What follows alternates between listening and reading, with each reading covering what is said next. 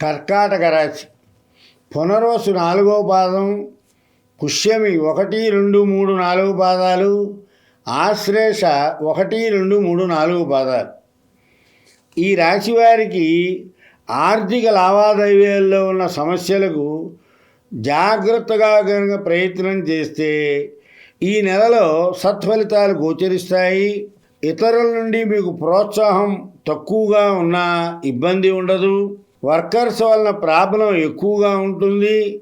వారు ఇంటి విషయంలోనూ వృత్తి విషయంలో కూడా సహకరించరు. కుటుంబంలో ఉన్న సమస్యలకు కూడా పరిష్కారం తేలికగా జరుగుతుంది. ఖర్చులను అనవసర విషయాలను గుర్తించి నియంత్రించుకోండి. రోజువారీ కార్యక్రమాలు ఇబ్బంది ఉండదు. ఏదైనా కొత్తది ప్రారంభిస్తే ఇబ్బంది కలిగే అవకాశాలు ఎక్కువగా గోచరిస్తున్నాయి. ఉద్యోగ వ్యాపార విషయాలలో మీ తోటి వారి నుండి ప్రతికూలం ఎక్కువగా ఉండే అవకాశం ఎక్కువగా ఉంది. అధికారుల రక్షణ మాత్రం విశేషంగా ఉంటుంది. మీకు స్వబుద్ధితో ఎన్నో కార్యక్రమాలు సాధించుకుంటారు. శుభపుణ్య కార్యక్రమ ప్రయత్నాలు వేగవంతంగా జరుగుతాయి. స్థిరాస్తి కొనుగోలు ప్రయత్నాలు తేలికగా పూర్తి చేసుకుంటారు.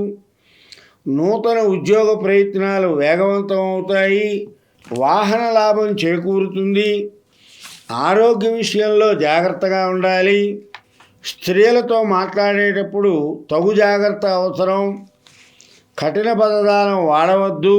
సంఘంలో కీర్తి ప్రతిష్టల మటుకు బాగా పెరుగుతాయి. కుటుంబ సభ్యులతో సౌఖ్యంగా ఉంటారు. చిరకాల బంధుమిత్రులు కలుస్తారు. ఇష్టకార్యసిద్ధి జరుగుతుంది. లేనిపోయిన పనుల వలన పనులు జరగక మనస్తాపం ఎక్కువగా ఉంటుంది. దుర్వార్త శ్రవణం చేయవలసి వస్తూ ఉంటుంది. చతుష్పాద జంతువుల వలన భయం ఏర్పడుతుంది. భార్యాపుత్రులతో అనవసరమైన కలహాలు వస్తాయి.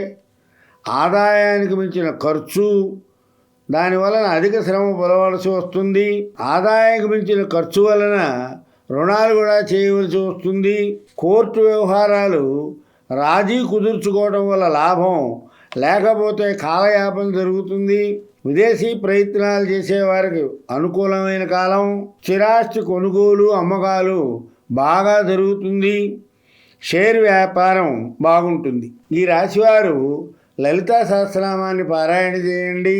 చదవడం రాని వాళ్ళు శ్రీమాత్రే నమః అని 108 సార్లు అనుకుంటే మంచి ఫలితాలు సాధిస్తారు.